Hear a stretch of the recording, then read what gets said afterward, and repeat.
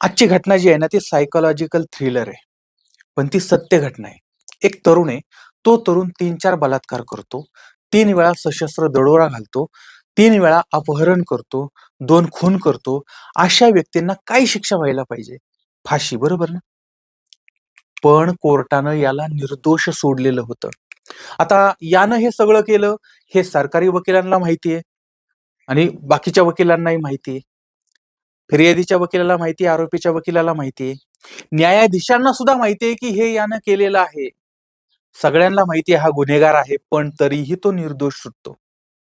कारण त्यानं हे केलेलं नव्हतं, तर त्याच्यातल्याच दुसऱ्या एका व्यक्तीनं केलं होतं. म्हणजे शरीर याचं होतं, आत्मा दुसऱ्याचा होता. कसं शक्य आहे बरं हे? यासाठी आजची घटना शेवटपर्यंत बघा.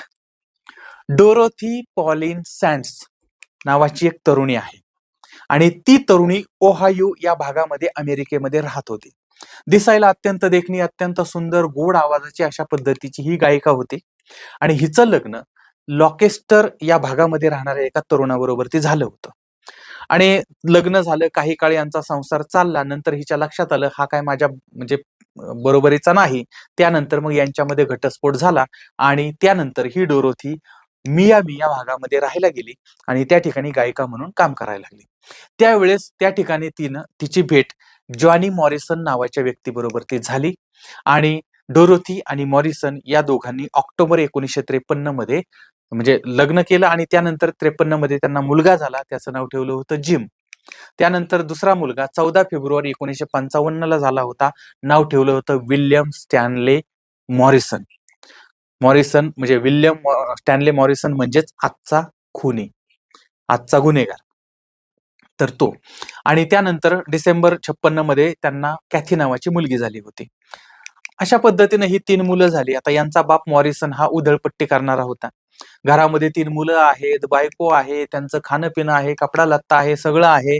पण असं असतानाही हा बाबा सगळा पैसा नको त्या ठिकाणी उधळत होता आणि त्यामुळे मग घरचा खर्च भागवणं नाकीला नऊ येत होतं.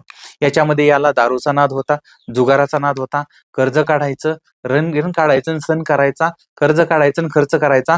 अशा पद्धतीनं हा व्यसनी, जुगारी, बेवडा बनलेला होता आणि 1958 मध्ये अति मद्यपान आणि नैराश्य याच्यामुळे याला रुग्णालयात दाखल करण्यात आलं होतं आणि सगळा पैसा वगैरे सगळा जवळचा होता तो सगळा रुग्णालयात घालवल्यानंतर या व्यक्तीनं आत्महत्या केली, स्वतःला संपवलं. आता संपवल्यानंतर 3 मुलं बरोबर ती होती आणि ही डोरोथी एकटी पडलेली होती. काय करावं? त्यानंतर तिनं ते मियामी सोडलं आणि पुन्हा लॅकेस्टरला आली आणि त्या भागामध्ये राहायला लागली. त्यानंतर मग परत तिचा पहिला नवरा जो होता तो तिला भेटला. त्यानंतर तिला वाटलं, की अरे मग हाच चांगला आहे बिचारा. मग ह्याच्याबरोबर तिनं परत लग्न केलं. नंतर परत वर्षभर काही यांचं लग्न टिकलं. नंतर तिच्या लक्षात आलं, की हा काय आपल्या बरोबरीचा नाही. त्याच्यानंतर मग ती पुन्हा वेगळी झाली. त्यानंतर 1962 मध्ये तिची भेट चार्ल्स मिलिगन नावाच्या एका व्यक्तीबरोबर झाली. चाल्मर मिलिगन असं नाव होतं त्याचं आणि त्याची पहिली बायको होती बर्निस. तिच्याबरोबर याचं भांडण झालं होतं. तिला त्यानं घटस्फोट दिला होता आणि त्यानंतर हा चाल्मर जो आहे, मिलिगन जो आहे, त्याच्याबरोबर हिनं डोरोथीनं लग्न केलं होतं.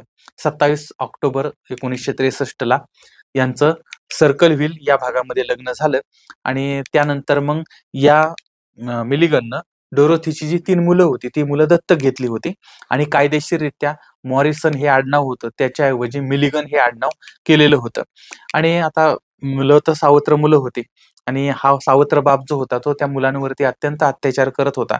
त्याच्यामध्ये मधला मुलगा जो होता गुन्हेगार आता जो पुढे येणार आहे तो बिली मिलिगन. तर त्याच्यावरती प्रचंड अत्याचार तो करत होता आणि सतत मारहाण करत होता, अपमान करत होता आणि त्यामुळे हा बिली जो आहे तो आतून पूर्णपणे तुटून गेलेला होता आणि बालवयामध्ये त्याच्यावरती जे प्रेमाचं आधाराची गरज होती ते त्याला मिळालेलं नव्हतं. एकटेपणा वाढलेला होता आणि हळूहळू हा बदल त्याच्या मनामध्ये, शरीरामध्ये व्हायला लागलेला होता. अनेक वेळा काय व्हायचं, की तो काय करतोय ते त्याला कळत नसायचं. आपण कुठं जातोय ते त्याला आठवत नसायचं आणि कधी-कधी तर त्याच्या आयुष्यातनं काही गोष्टी त्याला काहीच कळत नव्हतं, की आपण हे केलं का? ते केलं का? अशा पद्धतीने. अर्थात हे जाणवत होतं. पण त्यावेळेस मानसिक आरोग्याबद्दल जास्त काही लोकांना ज्ञान नव्हतं किंवा उपचारही नव्हते आणि त्याच्यामुळे मग कोणी गांभीर्यानं त्याकडे पाहिलेलं नाही. पण तो शाळेमध्ये सुद्धा चित्रविचित्र वर्तन करत होता. एकाग्रता राखणे त्याला कठीण जात होतं आणि अनेकदा तो वास्तवापासून दूर गेला होता आणि त्यामुळे मग त्यांचं शिक्षण अर्धवट राहिलं, नोकऱ्या त्याच्या टिकत नव्हत्या आणि अत्यंत अस्थिर अशा पद्धतीचं त्याचं जगणं होतं, जीवन होतं. आणि त्यामुळे मग त्यानं आता गुन्हेगारीला सुरुवात केली होती आणि छोटे-मोठे किरकोळ असे गुन्हे त्यानं करायला सुरुवात केली. हळू-हळू ते गुन्हे वाढले. मग चोरी करणं, दरोडा घालणं, हिंसक घटना घडवणं असं सगळं समोर आलेलं होतं. आणि अनेक वेळा मग पोलिसांनी त्याला पकडलं होतं. त्याला शिक्षा झालेली होती. काही काळ तो जेलमध्ये राहिला होता. नंतर तो बाहेर पडलेला होता. अशा पद्धतीनं सगळं चालू होतं. आणि एका बाजूला त्याचं बालपण गेलेलं होतं दुःखामध्ये आणि दुसऱ्या बाजूला त्याच्यातली गुन्हेगारी वाढत चाललेली होती. पण पुढच्या काही वर्षातच हा माणूस, हा मुलगा संपूर्ण न्यायव्यवस्था आणि मानसशास्त्राच्या इतिहासात एक वेगळं स्थान मिळवणार होता. याचं कारण अजून त्याच्या आयुष्यातली एक धक्कादायक घटना समोर येणार होती. तर अमेरिका त्या गोष्टीमुळे हादरली होती. 1977 चं वर्ष होतं आणि या संपूर्ण प्रकरणात सगळ्यात महत्त्वाची गोष्ट त्या काळात घडली. अमेरिकेतील ओहायो हा स्टेट विद्यापीठ आहे आणि त्या विद्यापीठाच्या परिसरामध्ये 3 महिला ज्या आहेत त्यांच्यावरती अत्याचार झाल्याची घटना समोर आली होती आणि या तिन्ही घटनांची पद्धत जवळ-जवळ सारखी होती आणि आरोपी महिलांना एकानं बंदुकीचा धाक दाखवून त्यांना निर्जन स्थळी नेलं आणि त्या ठिकाणी अत्याचार केलेले होते. आणि परत त्यांच्याकडून काही पैसे वगैरे घेतलेले होते, दागिने काही जे काही असेल ते सगळं घेतलेलं होतं. आणि त्यामुळे प्रचंड खळबळ उडाली होती. आता हा विद्यापीठाचा परिसर जो आहे तो अत्यंत सुरक्षित असा मानला जात होता. पण विद्यार्थ्यांमध्ये आता भीतीचं वातावरण निर्माण झालं होतं. त्याचा परिणाम त्या शिक्षणावरती होत होता, विद्यापीठावरती होत होता. पोलिसांनी तातडीनं तपास सुरू केला होता आणि आता या पीडित महिला आहेत त्यांच्याकडून जबाब घेतले होते. त्यानंतर त्या जबाबातून सगळी संशयाची सुई बिली मिलिगन नावाच्या व्यक्तीवरती, तरुणावरती येत होते आणि त्याच्या अगोदरच गुन्हेगारीची नोंद होती. त्यामुळे मग त्याला पोलिसांनी पकडलं, महिलांनी त्याला ओळखलं आणि एका महिलेनं जर तिच्या गाडीवरती त्याच्या हाताचे ठसे होते, त्या ठस्यामुळे तो सापडला.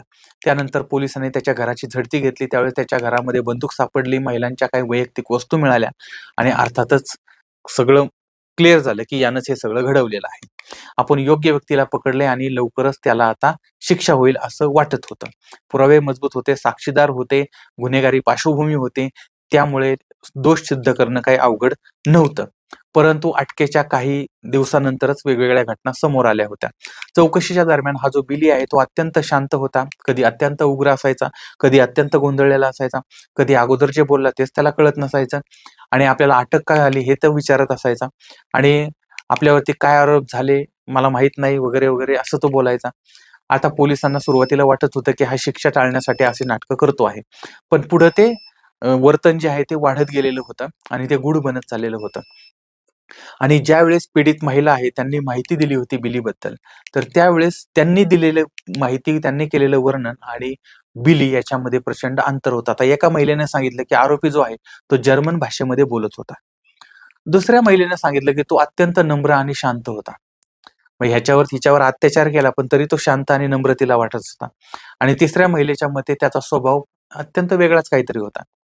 आता एक व्यक्ती 3-4 स्वभावाची कशी असू शकते? आता पोलिसांनी याकडे लक्ष दिलेलं नव्हतं. वेगवेगळ्या परिस्थितीमध्ये लोकांचे वेगवेगळे अनुभव असू शकतात, असं त्यांना वाटत होतं. पण या प्रकरणाला नवीन वळण मिळालं होतं आणि तो बिली तर सांगतच होता, की मला काहीच आठवत नाहीये. पूर्णपणे स्मरणातनं हे गेलेलं आहे. आणि काही वेळेस तो जागा असतो, कधी वेळ झोपलेला असतो. काय म्हणजे त्याचं काय चाललंय ते त्यालाच कळत नाहीये, असं त्यानं सांगितलं. पोलिसांनी ह्या गोष्टी खोटं बोलतोय म्हणून ते कानामागं टाकलेलं होतं. पण वकिलांच्या नजरेमध्ये ही गोष्ट सुटलेली नव्हती आणि त्यांनी कोर्टाला विनंती केली, की याची मानसिक स्थिती तपासली पाहिजे आणि त्यानंतर त्याला मानसोपचार तज्ञाकडे पाठवण्यात आलं. काही दिवस त्याच्याशी संवाद साधण्यात आला आणि त्याच्यामध्ये काही अनपेक्षित बदल दिसायला लागले होते. कधी तो लहान मुलासारखा बोलायचा, कधी आवाज बदलून बोलायचा, कधी वेगळ्या भाषेमध्ये बोलायचा, कधी त्या वेगळ्या पद्धतीनं वागायचा आणि या निरीक्षणामुळे डॉक्टरांच्या मनामध्ये अनेक प्रश्न निर्माण झाले होते, की आता हे प्रकरण केवळ बलात्काराचे आणि दरोड्याचं होतं असं नाही, तर एक सायकोलॉजिकल थ्रिलर अशा पद्धतीची घटना समोर उभी राहिलेली होती. आणि हा प्रचंड मानसिक विकाराने त्रस्त आहे अशा पद्धतीनं तो वाटत होता.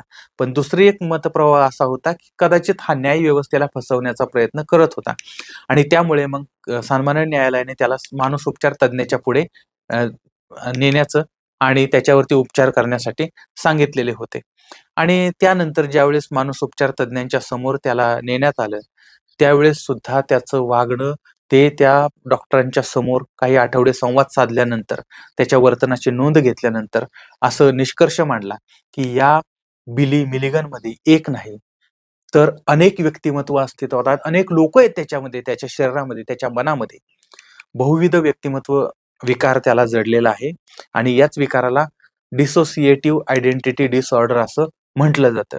आणि त्यानंतर मग त्याच्या बिलीच्या मनात तो काय करतो ते त्याला कळत नाही. दुसराच व्यक्ती काहीतरी करतो असं ते डॉक्टरांनी मांडलेलं होतं. त्याचं वय वेगळं सांगायचं, त्याची भाषा वेगळी होती, स्वभाव वेगळा होता, व्यक्तिमत्व वेगळं होतं. कधी आक्रमक होता, कधी शांत होता, कधी लहान मुलाप्रमाणे वागत होता, कधी बुद्धिमान असल्यासारखं सांगत होता, कधी अडाणी असल्यासारखं वागत होता. अशा पद्धतीने सगळं आणि ते सत्य होतं. आणि त्यामुळे मग असं नाही की त्या बिलीनं गुन्हा केलाय. त्यानंच केला होता, पण त्याच्यामध्ये असणाऱ्या वेगळ्या व्यक्तिमत्वानं केलेला होता. अर्थातच हे प्रकरण हे जगाच्या इतिहासातलं पहिलं प्रकरण होतं आणि त्यामुळे कोर्टानं सगळ्या बाजूने विचार केला होता. आता सत्य काय आहे, तर ज्यावेळेस मानसोपचार तज्ञांनी साक्ष दिली, त्यावेळेस त्या बिलीची मानसिक अवस्था समोर आलेली होती. अनेक शंका पण समोर आलेल्या होत्या.